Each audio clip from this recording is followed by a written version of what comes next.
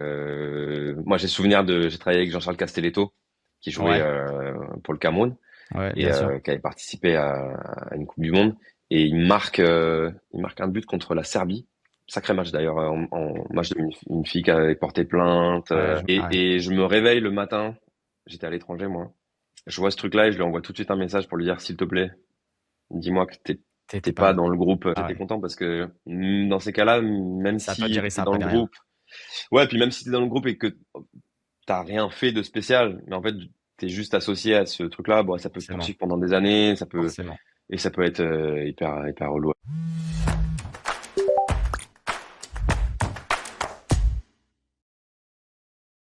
Bonjour à tous et bienvenue dans J'avais dit. J'avais dit pour ceux qui arrivent en cours de route, c'est le rendez-vous quotidien de cette nouvelle Coupe du Monde 2026. Donc chaque jour, je reçois une nouvelle personnalité qui vit le football à sa façon. Je peux recevoir des joueurs, des journalistes, des agents, des kinés, des photographes, des économistes du sport, etc. Beaucoup d'experts dans leur domaine, mais qui sont tous réunis autour d'une même passion, le ballon rond. On va parler foot, bien évidemment. On va débattre.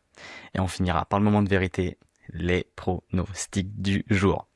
Donc aujourd'hui, j'ai la chance d'accueillir Victor Lemay, qui est social media manager pour des grands sportifs et aussi cofondateur de l'agence 23h23. Victor, bienvenue. Salut à tous. Ça va, tu vas bien?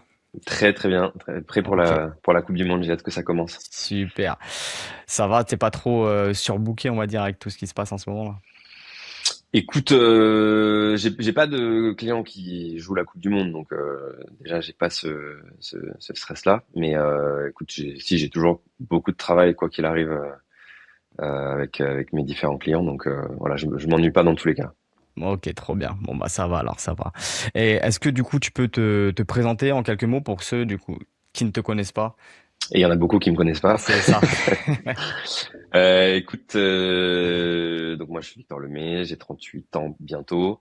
Ok, Ça fait depuis 2014 maintenant que je fais ce métier-là.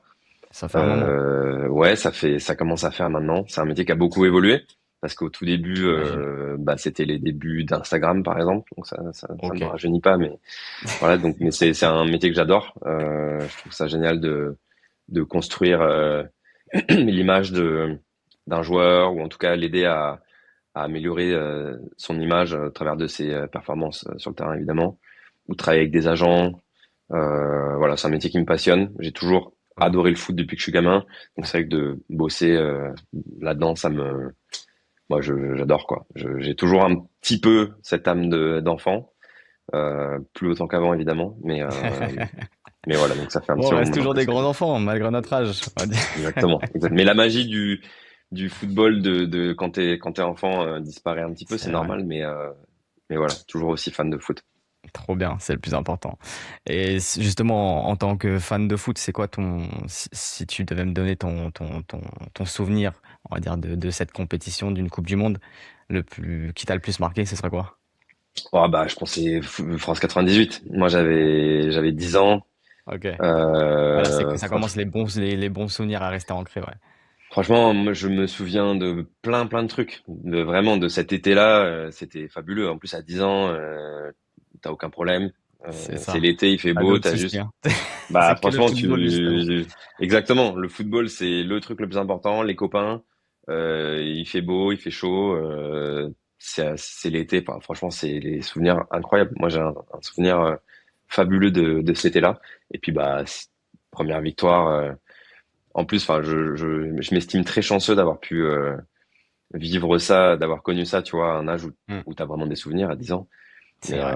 Première Coupe du ouais, Monde c'est du France pays, ça. 98. Trop bien. Exactement. Ok. C'était fou. J'imagine. Bon, moi, j'étais un peu jeune hein, à cette époque. Moi, j'avais 5 ans. Je suis en 93, donc voilà, j'étais encore un peu jeune. Les vrais premiers souvenirs que j'ai, moi, c'est 2002, plus que 98. Ouais, ouais, c'est Euh, moins, ouais, voilà, c'est moins pour nous, on va dire, c'est moins bien pour nous. moins Mais fameux. justement, moi je me rappelle, là, moi je commençais vraiment à me rappeler vraiment des choses. Par exemple, le Brésil de 2002, c'était vraiment incroyable. Et toi, si tu devais prendre un avis entre la France 98 et Brésil 2002, c'est qui la meilleure équipe pour toi? Ah, je pense que intrinsèquement, le Brésil 2002 était plus fort. Je suis d'accord. Enfin, les joueurs en tout cas ils avaient une équipe. Moi, ça m'avait vraiment marqué, hein, Bah, cette bien sûr. équipe-là. Non, ils étaient incroyables. Après, ce qui était fort avec l'équipe de 98, c'est que Jacquet à l'époque, il avait fait des choix forts. Hein. Il prend pas Ginola, C'est vrai, il c'est prend vrai. pas Antonin. Cantona. Il avait vraiment construit un groupe quoi. Et c'est vrai que c'était pas l'équipe la plus belle à avoir joué, clairement. Moi, j'en ai un souvenir incroyable, mais parce que ça gagnait et que tu gagnes la finale et que du coup bah tout est plus fou et t'oublies les moments où en fait tu t'es fait un peu chier devant ta télé où le jeu était pas dingue. Ouais. Mais intrinsèquement ouais, Brésil 2002, fabuleuse équipe. Ouais, c'est vrai, je suis d'accord avec toi. C'est un petit peu un débat, moi, que j'ai dans ma vie privée. C'est pour ça que j'aime bien poser la question. Et par rapport à ton métier, tu m'as dit, voilà, tu nous as dit que tu étais vraiment en arrière-plan, en train de gérer un petit peu l'image de joueurs, de sportifs, etc.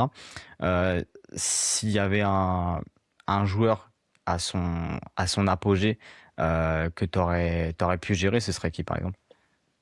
Bah tu vois, j'avais eu le débat il y a pas si longtemps que ça en plus avec des amis. Et Ok, pour rester dans France 98, même si à l'époque il y avait pas les réseaux sociaux, etc. Mais tu vois, un joueur vraiment sous-estimé, qui a une carrière incroyable, c'est Youri Djorkaeff. ok, ok. Et j'aurais, d'ailleurs, je pense que tu vois, dans l'imaginaire collectif, évidemment, France 98, c'est Zidane parce qu'il met 2 buts, etc. Mais C'est pas je pense forcément le que, joueur ouais, ouais, bah notre ça. meilleur joueur, je pense, à cette époque-là, c'est lui. C'est C'est Yuri, ouais. vraiment, ouais, c'était J'ai un beaucoup entendu ça. super beau joueur, vraiment une magnifique technique. Et puis il a joué dans des gros clubs, hein. Il a joué à l'Inter notamment Ah pendant ouais. longtemps. Et ouais, ça m'aurait. En fait, moi, ce que j'aime bien dans mon métier aussi, c'est valoriser des profils ou des gens qui ne sont pas assez selon moi et qui le méritent évidemment. Mhm. C'est Et vrai, même si ça commence toujours sur le terrain, il faut que les performances bien sûr. soient là en priorité. Mais ce joueur-là, un mec un peu pour moi qui a enfin qui est sous-estimé dans Hmm. l'imaginaire collectif et dans l'histoire du football, tu vois, c'est vraiment un joueur Pas incroyable. assez mis en avant, pas assez mis en avant. Après voilà, il y a plein de joueurs hein, comme ça, hein. C'est l'histoire Oui, aussi oui, oui, du oui. Ah, foot, mais tu c'est vrai que vois. Djorkaeff, c'est vraiment un nom qui revient assez souvent par rapport à cette époque-là. C'est Ouais, vraiment, ouais, franchement, c'était un joueur fabuleux, vraiment. trop bien. Et pour rester dans cette thématique-là, et pour revenir dans le sujet principal qui est la Coupe du Monde, toi, donc dans ton métier et tes collègues, les personnes donc, qui font les mêmes actions que toi, qui ont la même expertise que toi, ça change quoi aujourd'hui une compétition comme la Coupe du Monde auprès de tes clients? Est-ce que toi, ton travail, il évolue? Est-ce que, euh, est-ce que vraiment c'est plus intense, c'est plus de pression, il y a quelque chose qui est divers par rapport à ce que tu fais d'habitude ou pas? Oui, oui, bah clairement, la Coupe du Monde, de toute façon, enfin, avec les Jeux Olympiques, c'est la plus grosse compétition sportive au monde. Donc, Mhm. tu peux difficilement faire plus fort. Et en effet, alors pour moi, à titre personnel, c'est le stress, il est pas vraiment sur moi, hein, il est plus sur les mecs qui sont sur le C'est terrain, sûr, hein, c'est clairement. sûr. Voilà. Mais en effet, tu te prépares un peu différemment. Tu te dis, ok, si c'est un peu comme de crise, ça peut aller dans un sens comme dans l'autre, mais Mhm. c'est un moment. Enfin, la Coupe du Monde, c'est un autre niveau. C'est pas seulement une compétition sportive, tu vois. C'est une caisse de résonance mondiale. Tout est découpé, tout est ralenti, tout est analysé, enfin, encore plus que même sur de la Ligue des Champions ou d'autres compétitions. Donc, ouais, clairement, c'est un moment important où t'espères que tout va bien se passer. Moi, j'ai travaillé avec Jean-Charles Castelletto, qui jouait Ouais, pour le Cameroun ouais, et bien sûr. qui avait participé à une Coupe du Monde. Et il marque un but contre la Serbie. Sacré match d'ailleurs, en match de poule. Avec sa Ils font, célébration qui est. ouais, ouais. Et puis bah, c'est un joueur qui marque pas beaucoup, Ouais, forcément, ouais. défenseur central. Donc, Ah ouais. et là, il marque bah, pendant une Coupe du Monde. C'est des souvenirs, Ah je bah pense, bien sûr, c'est ça va exceptionnel. rester. Donc c'est vrai que c'était un truc où, bah, on l'avait vu, hein, il avait pris tout de suite quelques milliers d'abonnés. C'est clair. Les deux trois posts qu'on avait fait après sur le but et avec la sélection, ça avait cartonné. bon, tu t'en rends compte, voilà, assez rapidement, tu vois. C'est tout de suite une énorme caisse de résonance, dans un sens comme dans l'autre. Hein. Tu vois, s'il avait pris un carton rouge et que le Clermont Ah ouais, oui, c'est sûr. avait perdu, Ça aurait fait un bon, bad buzz, clairement. ça aurait peut-être été plus compliqué à gérer. Après, ça finit toujours par passer, mais oui, la Coupe du Monde, c'est un événement qu'il faut préparer sur et en dehors du terrain. Ok, ouais, d'accord. Ouais, ça rejoint un peu la question que je voulais te poser parce que on est dans cette gestion d'image pendant surtout les compétitions qui sont mondialement suivies comme celle-ci. Surtout là, en plus, aux États-Unis, ça va prendre encore, j'imagine, une ampleur supplémentaire. Euh, je vais te poser un petit peu une question où il faut se mouiller un petit peu, mais genre, il y a des joueurs qui vont gérer leur image, il y en a d'autres qui vont moins bien le faire sans citer de nom et en disant quelque chose d'assez global, c'est quoi qui fait la différence entre une bonne et une mauvaise gestion de son image pendant des compétitions comme ça? Bah, je pense que c'est ceux qui comprennent qu'en Coupe du Monde, chaque geste devient un peu un message, tu vois. Mhm. Une célébration, une phrase en zone mixte, une réaction après un remplacement, une attitude pendant l'hymne, un post Instagram ou même juste un like d'un autre post Instagram. C'est vrai, c'est vrai, Tout peut devenir un peu narratif, tu vois. Donc, c'est vrai. en fait, je pense qu'il faut avoir cette notion-là quand t'es joueur, sans pour autant te dire, ok, je vais avoir aucune émotion, je vais essayer de traverser ce truc-là sans, parce que justement, tu sais que t'es regardé encore plus que d'habitude, etc. Le but, c'est pas ça, c'est de rester, je pense, soi-même. C'est pas ceux qui sont les plus lisses qui s'en sortent le mieux, tu vois. Même Ouais, forcément. après, si on va un peu plus loin en termes de visibilité pour les médias, pour les marques, etc. Bon voilà. Mais je pense que c'est les joueurs qui restent cohérents avec ce qu'ils sont. Après, évidemment, tu te fais remplacer, t'es pas content, tu marques un but contre ton camp. Bon, bah, voilà, il y a plein de faits de jeu aussi qui font que Ça peut c'est aller des très vite, humains, hein, ouais. donc Ça peut aller très tu, vite. oui, puis tu peux réagir à chaud, mais sur ces compétitions-là, tu vois, une réaction à chaud, mal calibrée, une posture qui peut paraître désinvolte, machin, ça peut tout de suite prendre des proportions des fois absurdes, tu vois. Ouais, c'est clair. C'est Donc clair. ouais, j'ai pas de nom en tête comme ça à balancer, tu vois, mais Mm. pour moi, la vraie différence, c'est un peu la maîtrise émotionnelle du moment. Ok. Ouais. Et c'est pour ça que bah tu vois aussi des grands joueurs performer dans ces compétitions-là. C'est les mecs qui arrivent à tenir la pression, qui arrivent à tenir toute la pression, tu vois, sur le terrain, en dehors, et pendant presque un mois pour ceux qui restent, qui vont le plus loin dans la compétition. Donc, euh, le truc, c'est de savoir gagner sans se perdre et sans, tu vois, sans s'effondrer publiquement et Ok. en craquant, quoi. Après, Ouais, ouais. encore une fois, il y a aussi des moments qui sont devenus un peu iconiques parce que bah il y a un mec qui s'effondre, qui pleure parce que il a fait une erreur ou parce qu'il a Mhm, gagné ou mhm. parce que bon voilà, ça fait partie aussi de la vie. Tu peux pas tout le temps être Ah, bah, tu nickel, peux pas tout mais maîtriser, hein. On peut pas tout maîtriser. exactement. Mais ce qui est sûr, c'est que ce genre de compétition et encore plus à l'ère du digital et des réseaux sociaux, etc. Ça pardonne pas quoi. Tu peux Ouais, vite te c'est clair. retrouver sous le feu des critiques. Et toi, t'as déjà eu à gérer un bad buzz? Ça me fait penser à ça sur les Non, réseaux. écoute, franchement, je touche du bois. Pour l'instant, Jusqu'à j'ai aujourd'hui, pas ça eu va. de. Ouais, ouais, franchement, j'ai eu de la chance. Après, je, je choisis aussi un petit peu avec qui j'ai envie de travailler. Et bon, Ok. des fois, ça aide, Mhm. en fonction des profils. Mais bon, après, t'es jamais à l'abri. Non, je me souviens. Alors, c'était pas en foot, mais tu vois, l'exemple du foot en Coupe du Monde, en tout cas, avec Jean-Charles Castelletto, c'était plutôt très positif. Trop bien. Il a marqué un but, même si ils se font sortir en phase de poule, mais bon, tu vois, il y a quand même eu ce but-là, donc quelque part Ouais, ça le sauve aussi un peu. ouais. Euh, Après, bah lui, il a joué à Nantes, donc je vais pas te mentir, c'était quand même compliqué pendant plusieurs saisons parce que bah tu perds quand même souvent. Donc C'est voilà, de ce clair, point de c'est vue-là, clair. c'était quand même un peu de la gestion de crise tous les Ouais. week-ends quasiment. Ouais, Et des fois, la gestion de crise, c'est aussi ne rien dire et ne pas parler, voilà. c'est vrai. Après, j'ai bossé avec Marco Tolègne, qui est rugbyman, qui joue à Montpellier maintenant. Ouais, ok. Et il était en équipe de France, et c'était l'époque où l'équipe de France était un peu en galère. Et ils font un match en Écosse. Et il y a une histoire de, ils sont allés faire la fête après le match. Il y a Ok. une fille qui avait porté plainte. Ouais, je crois me souvenir, effectivement. Voilà.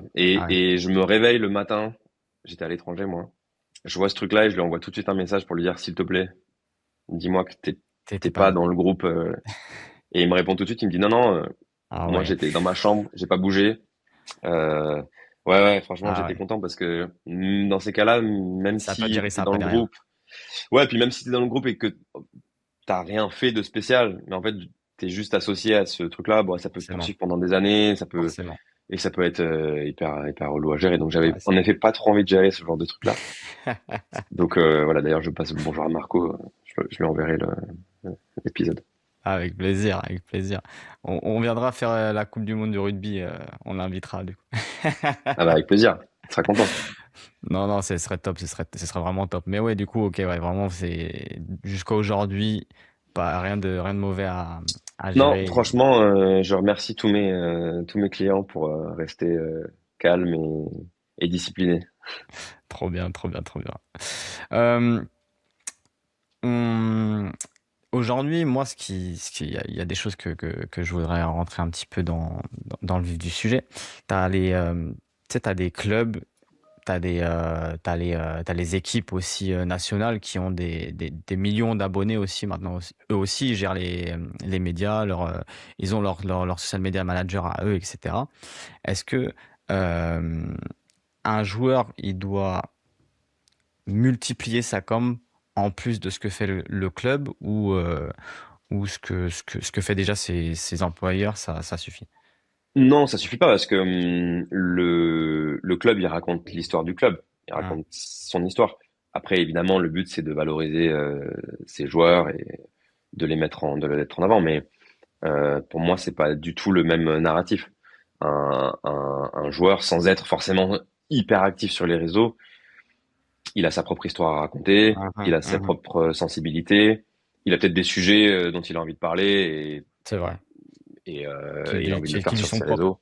Ouais, Ouais. exactement, c'est son propre Ouais. narratif. Donc après, évidemment, moi je travaille beaucoup avec les clubs, notamment pour récupérer du contenu photo, vidéo, des entraînements, des Ok. matchs, etc. Et ça se passe très souvent très bien d'ailleurs. Mais pour le coup, on raconte pas forcément la même histoire. Donc les deux sont pas incompatibles, hein. Souvent, il y a des postes collaboratifs entre joueurs et clubs sur un truc plutôt positif, généralement sur un but, un milestone de j'ai joué 50 matchs, 100 matchs, j'ai mis tant de buts, etc. Mais c'est pas du tout le même narratif, ouais. Mais surtout qu'en plus, aujourd'hui, les joueurs restent quand même peu de temps dans les clubs. Donc, si tu veux, c'est difficile d'être. Enfin, c'est rare maintenant les joueurs qui sont associés quasiment toute leur carrière à un seul club, Ouais, c'est difficile. c'est Donc, clair. non, c'est pas Ça la bouge même histoire. beaucoup. Ouais. Ils racontent pas la même histoire. Ok. Et à contrario, justement, si derrière ça, tu as un joueur qui est dans notre monde d'aujourd'hui, qui n'est pas actif sur les réseaux sociaux, sur la gestion d'image, des choses comme ça, est-ce que euh, ça va contre lui ou pas? Bah, en fait, ça dépend. Ça revient un peu à ce que je disais, en fait.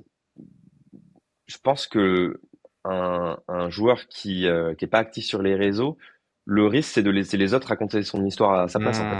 Mhm. Alors, ça dépend évidemment du niveau auquel joue le joueur, etc. Tu vois, mais si demain, je sais pas, le joueur il joue pas, enfin, il y a plein de scénarios possibles, mais en fait, le fait de dire, bah voilà, moi en fait, voilà ma version des faits, voilà pourquoi je joue pas, pourquoi je suis parti, pourquoi je suis, peu importe, il y a plein de raisons de s'exprimer. Bah souvent, en fait, si tu dis rien, tu laisses aussi les autres fantasmer et parler à ta place et raconter ta propre histoire. Donc autant des fois, la meilleure communication possible, c'est aussi de rien dire et d'être discret, de bosser, de faire son truc et voilà. Mais parfois, c'est important pour moi de prendre la parole et d'avoir, même sans que ça soit des sujets graves, hein, mais tu Ouais, bien vois, sûr. juste je trouve que ça fait aussi une partie de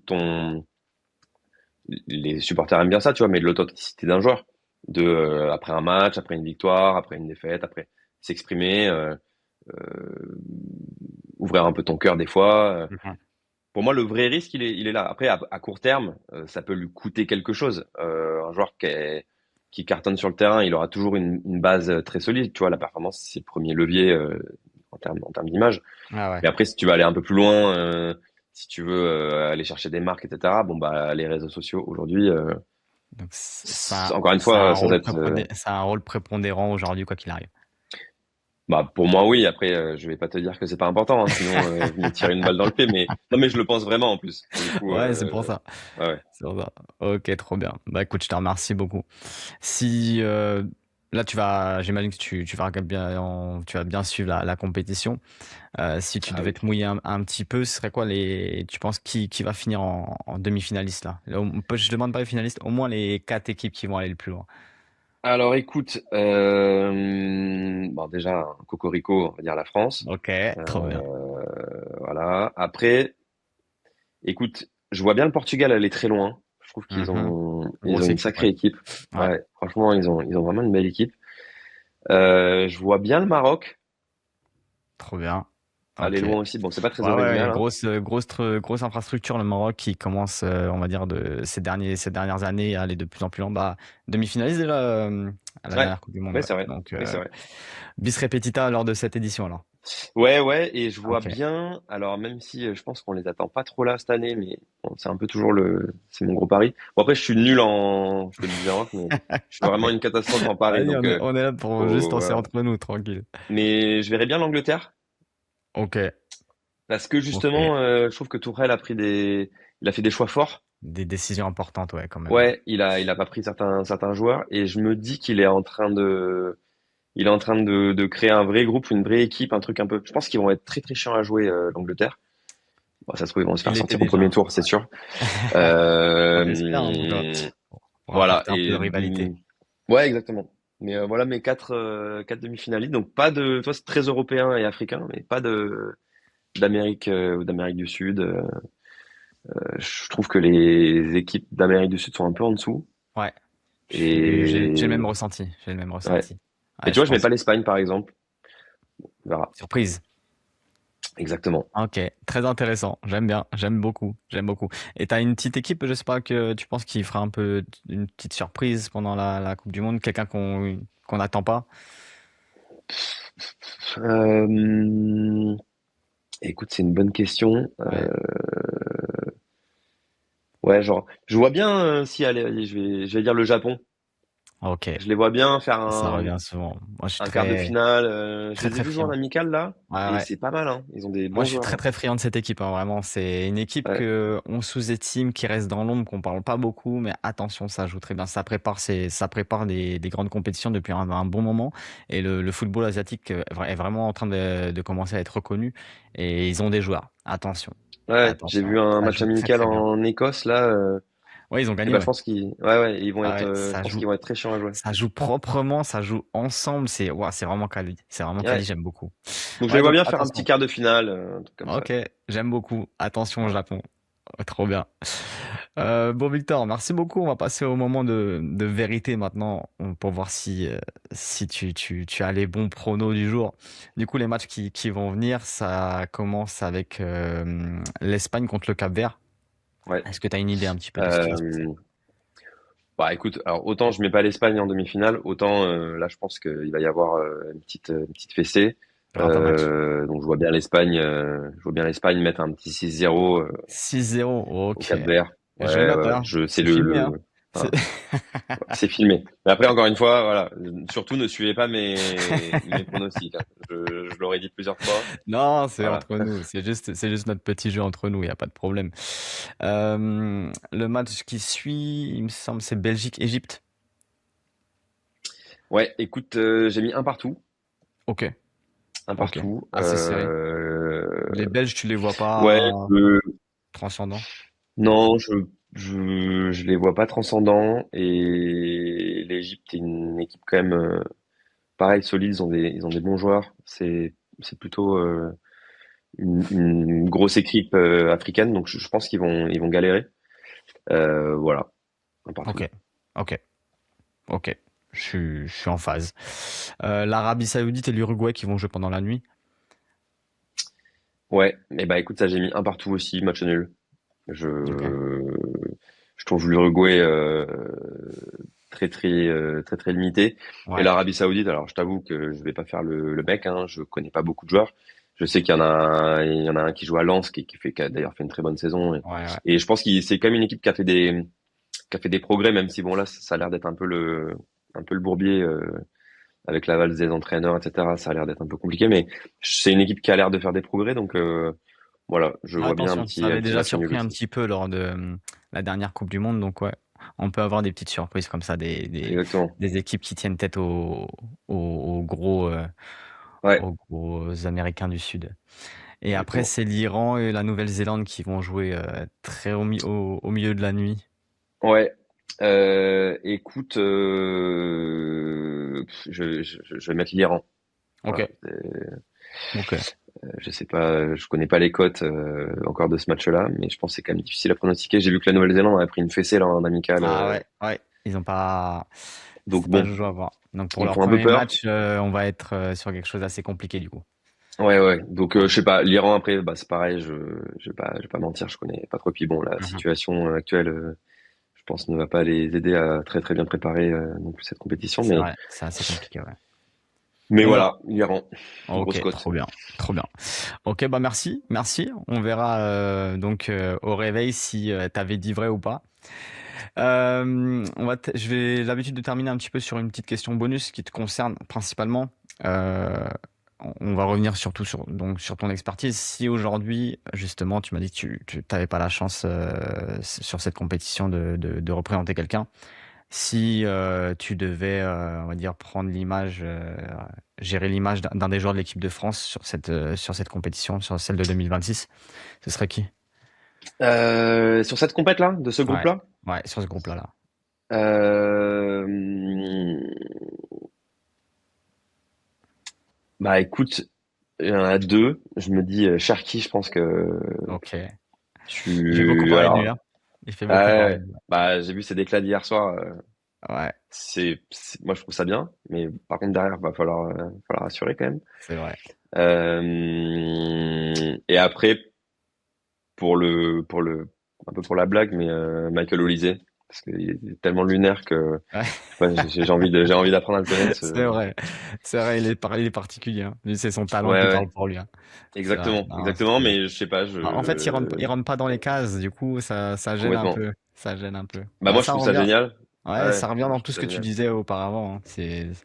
C'est l'image et dès que ton image elle est un petit peu en dehors de ce qu'on a l'habitude de voir, bah ça fait tout de suite parler. Ouais, Ok, même si encore une fois, tu vois, la première chose qui est importante, c'est déjà performer sur le terrain et après, tu peux te permettre, c'est pour ça que Cherki peut aussi se permettre de parler un peu, tu vois, il fait une grosse ouais, saison, mais avant tout, c'est déjà d'être performant sur le terrain et après, on voit comment on peut communiquer là-dessus et comment tu peux faire un peu évoluer ton image. Mais ouais, c'est deux joueurs, bon déjà, c'est deux joueurs exceptionnels, c'est mais sûr, c'est sûr. ça me ferait On, kiffer, ouais. on a de la chance, on a un bon vivier là, cette année, Ah, c'est clairement, incroyable. clairement. Ok, trop bien. Bah écoute, Victor, je te remercie beaucoup. Avec plaisir. Eh ben, merci pour toute cette lumière que tu fais sur ton métier, sur ce que tu fais au quotidien, sur le travail de l'ombre un petit peu qu'il y a derrière chaque joueur, chaque sportif. Donc, c'est des choses qu'on n'a pas l'habitude de parler, mais il faut mettre en lumière de temps en temps. Et merci de tout ce que tu nous as apporté. Merci pour tes anecdotes qui sont très intéressantes. Et au plaisir de nous revoir et on verra demain si tes pronos étaient bons ou pas, du coup. Écoute, merci beaucoup, bonne Coupe du Monde à toi, à tous, et Je te puis, remercie. encore une fois, ne suivez pas mes pronostics, mais j'espère qu'ils seront bons.